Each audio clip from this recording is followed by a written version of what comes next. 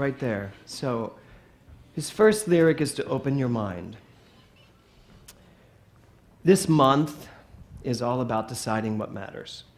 So, and I don't know about you, but it's been quite a prophetic month for me. Not pathetic, prophetic month for me in really deciding what matters. And so I'm going to ask you first to open your mind. And what that means to me is to literally put everything aside and just open your mind. Open your mind to what we're about to do, what we're about to talk about, what you're about to hear, what wants to come through, to open yourself up. Sometimes it's important for us to literally give ourselves the directive to open up. Because the next line I love, unfold your heart. How many people do you see walking around like this? I had a conversation this week with someone. It already feels uncomfortable and a little gay. But I had a conversation with a woman this week, and it was a very intense conversation, what she wanted from me that I wasn't really going to give. And she was like this, like the whole time. And she started the conversation. She said, "Can I just ask you this again?" I said, "Not with your arms like that." And she was like, "What?" I said, "Just relax, open it up, and then maybe I could give you a different answer," which I didn't. But unfold your heart. That means to just take your heart and allow it to be accessible. Do you know how many people are walking around in this world with inaccessible hearts? They're just not open. They don't want to hear. They think they know what they know, and there's nothing more to know. I know what I know, and I know that I know nothing.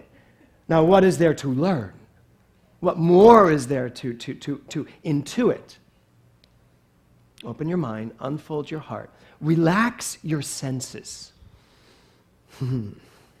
So, how are your senses right now? What are you feeling? What does it feel like to be sitting here in this room? Relaxing your senses means literally to just drop it all. Just drop it. Let it go. Let go of everything you think. Let go of all your preconceived ideas, your preconceived notions. Let go of what you think this makes you feel. It might make you feel something else this time. Let go of what you think this person makes you feel, because they may make you feel something else if you come at it with an unbridled heart, an open heart.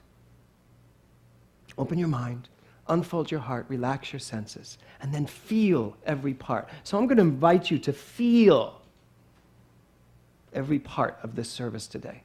Just feel what you're feeling and allow yourself to be aware of it. Don't let that feeling go by. Savor it. Feel it. Allow it. You all good with that? Yeah. So everybody take a deep breath. So the title of my talk today is Drop Your Guard. Drop your guard. How many of you think you have a guard up? You don't have to raise your hand, but apparently Brad does. So,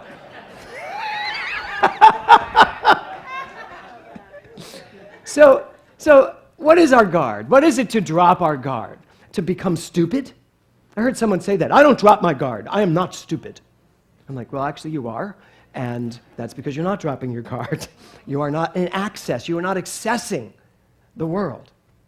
Dropping your guard means literally putting down all of your preconceived ideas. You all came in here today with preconceived ideas. Do you know that? You kind of did. We all did. Because we're live. So we have preconceived ideas. It takes a lot of courage to literally relax our senses and unfold our heart. It takes a lot of courage to take our guard and lay it down. And then the next lyric, go deeper still, until you come unwound. When's the last time you were unwound? What time is it? What does it mean to be unwound? What does it mean to literally be living your life with such abandon that you just let it go? You let it go. And I don't mean the Disney tune, which went right through my head. Did it go through your head? To let it go. To allow yourself to literally unwind. How do you unwind? What does it mean to unwind? So if the title of my talk is Drop Your Guard, what is a guard? What is it that you're dropping? Well, here's what the guard is.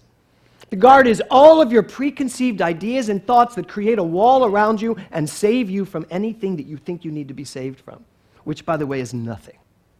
Not when you know who you are. So today is a great opportunity for all of us to really ask ourselves, can I live a life where I am completely unwound? Can I live a life that this song title suggests of unbounded joy, unbounded love, unbounded success? How many of you want that? Literally unlimited, not a lot. Wow, okay. Yeah. Right? How many of you want that? Yeah. Do you really want that? Yeah. Do you know that if you want that, what you have to do to get that is actually take that? You have to take it. And that means sometimes you have to inform yourself that it's here for the taking. And you have to inform yourself that you have the capability and the ability and the birthright to take what is yours. But you can't take what is yours when you are working behind a wall of boundaries. Unbound. To stay unbound. That's really the goal in life. And why can I do that? Why can I go through life unafraid, fearless as to what's going to come forward? I can see what's going on. I know what's happened up to this point. I know how things work. I would suggest today we stop knowing so clearly how things work and know something different. In Mental Muscle, which we're on day 3 now, and what a great, great group of people. The blogs are just so rich and dense. Somebody wrote, I live my life by saying to myself, what's the worst thing that could happen here? And that generally gets me through. And once I say, what's the worst thing that could happen here, I know that it's going to be a little better than that. And I just couldn't help myself. I saw it, and this mental muscle is a little different because thanks to Karen Frost, she set up a beautiful classroom for me now online, and I get to interact individually with everyone. So I wrote this person back and I said, what if you were to live your life, instead of saying, what's the worst thing that could happen here, you actually contemplate what's the best thing that could happen here? What do you think life would be like if you contemplated what's the best thing that could happen here? If everything that shows up in your life is a mental equivalent of whatever's going on in your mind, do I really want to contemplate what's the worst thing that could happen here? And say to myself, well, even if I lose everything, there's a really nice Motel 6 around the corner. No, I don't want to go there. I want to go to what's the best thing that could happen here. Everything falls away, and I am freed up to create the life I really want. Notice, I didn't really change what's going to happen in that sentence. I didn't change what could and could not happen in that sentence. I just changed the understanding of what it really means. That's taking our minds and literally getting rid of all of the stuff we have going on in it. There was another thing in Mental Muscle this morning, just as I was leaving the house, that I read. Someone must have written it right after the session this morning. And it said, I'm really tired of living underneath the radar. Anybody else can relate to that? Tired of living underneath the radar. What's the radar? It's a line that we put around us. Now, I love that Nancy brought up circles and Karen read from Emerson's Circles. And in Circles, Emerson does say, every single person is the center of their own circle. All those years, my mother used to say to me, you are not the center of the universe. Apparently, she was wrong. Because I am the center of the universe in my world, in my individual expression of life. And so is Nancy, and so is every single person in this room. We are the center of the universe. The thing is, wherever we go, we're the center of the universe. It doesn't matter where I go, the center never changes. It just doesn't, because it's an infinite expression of life. And even if I walk over and give Gary a big hug and we're both standing there, we are both in the center of our own individual universes and in the macrocosm that is the universe. That's how it works. So when we know it works that way, how could we possibly fly under the radar?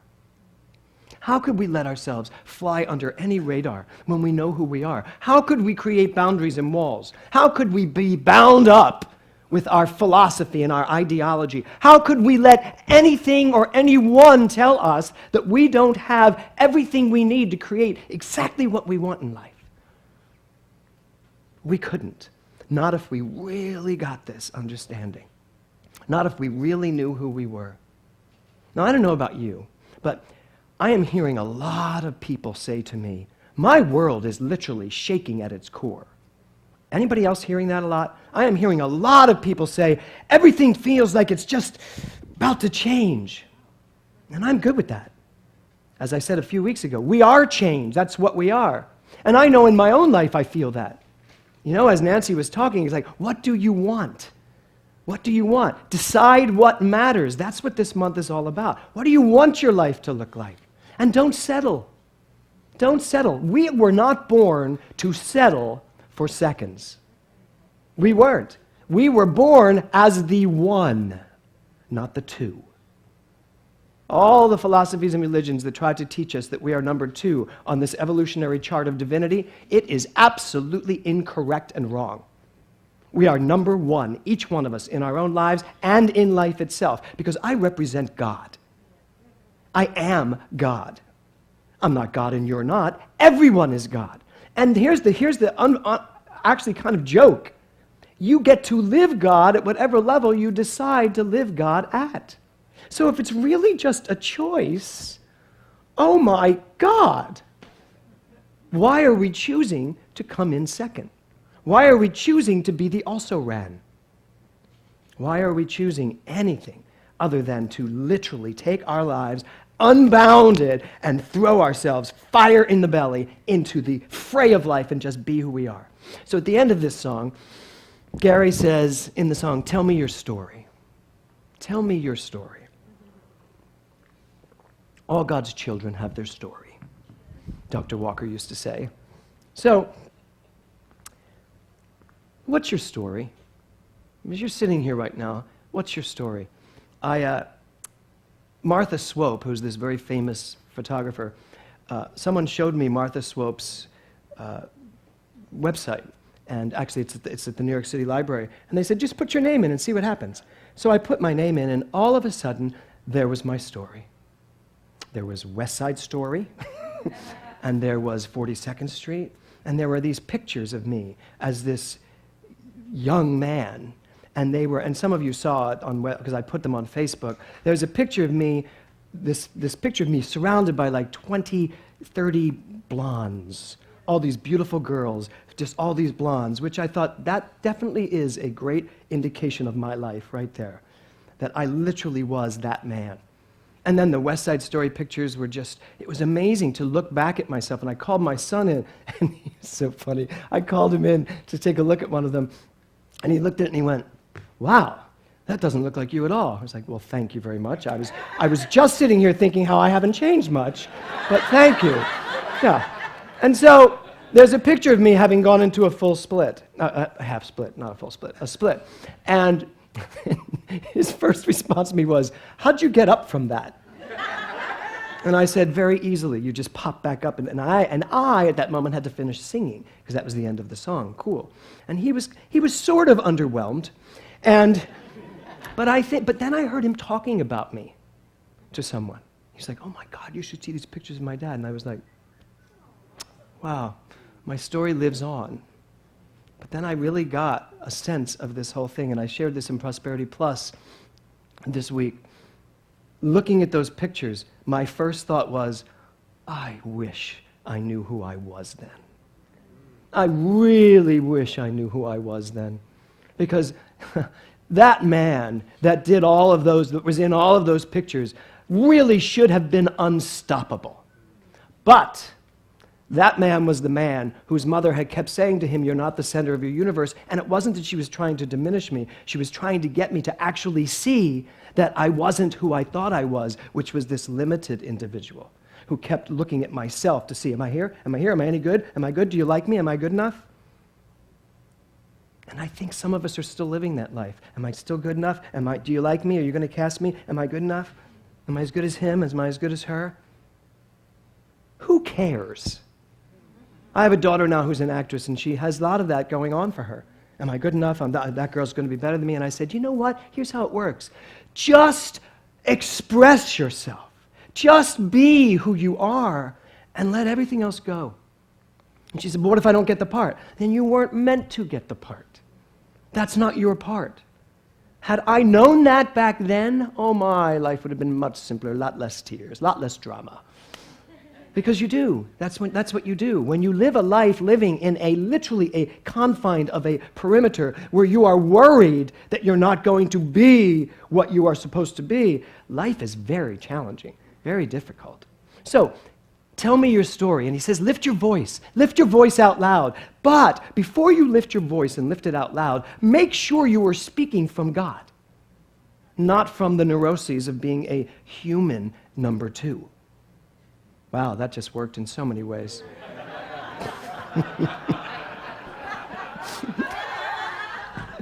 Okay. I love when God tells jokes through me. So, it really is. It's just so important. Which story are you telling? Are you telling the relative story about all the facts of your life? Are you telling the story about how this happened, and this person did this to you, and this person did this to you? Or are you telling this story, the truth story? I am the divine expression of the One. I am a creative essence that is constantly evolving and knowing itself even before I do. And there is this flow of life that if I just willingly allow to take me with it, everything I could imagine comes to me. Because as I said, if that's what I'm equal to, I get to literally go to the Garden of Eden and pick anything I want, even the apple. Because I think mankind made up the apple story. As if to say to us, there's something you can't be. And how ironic it ended up being wisdom. Nice story, meant to keep us down, meant to hold us down, meant to keep us in our place. Well, I'm here to tell you, your place is unbound. Your place has no limits whatsoever. So Gary, Barbara, would you come up here? I asked them if they would do this for me. And I do this every now and then. He's going to sing this again, but just the piano. And I just want you to take a deep breath and listen to these lyrics. And let them speak to you in a different way this time. Just listen to really what's been said and what's been understood here. And see if this doesn't resonate maybe just a little differently.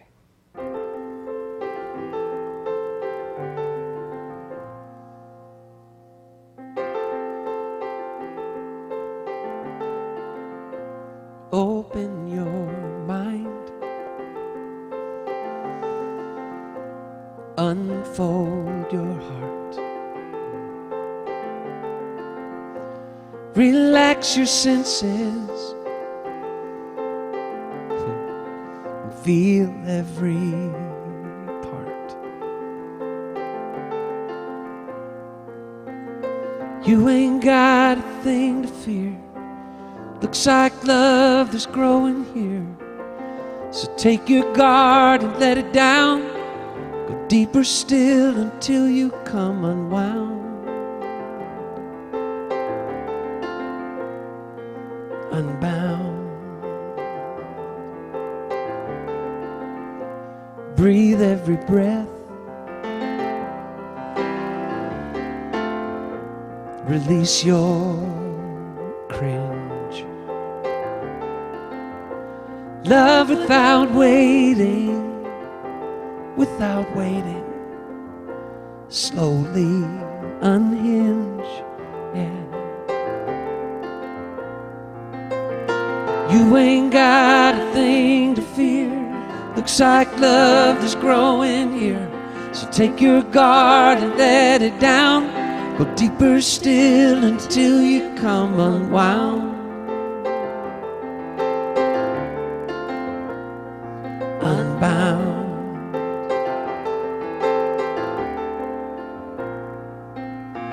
You can stop waiting for love to find you. Look inside your heart. Love's already who you are.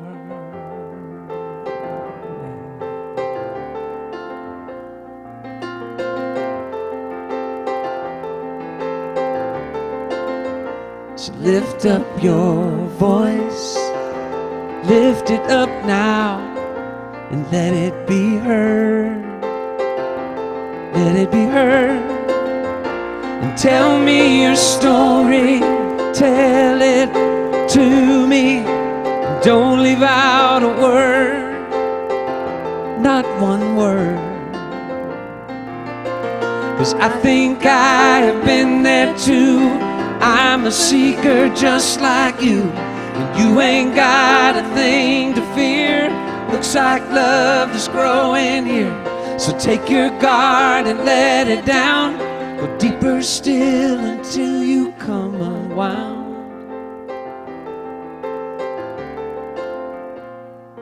Unbound.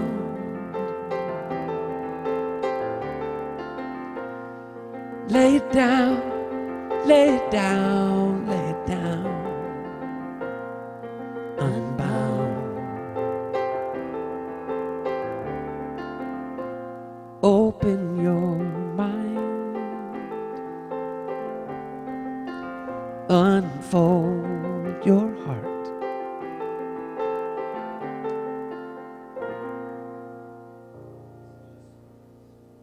Until you actively live them in your life. Today, we get to literally drop everything. Let go of your guard, drop it, put it down, and step into the truth that you are just amazing, exactly the way you are. Namaste.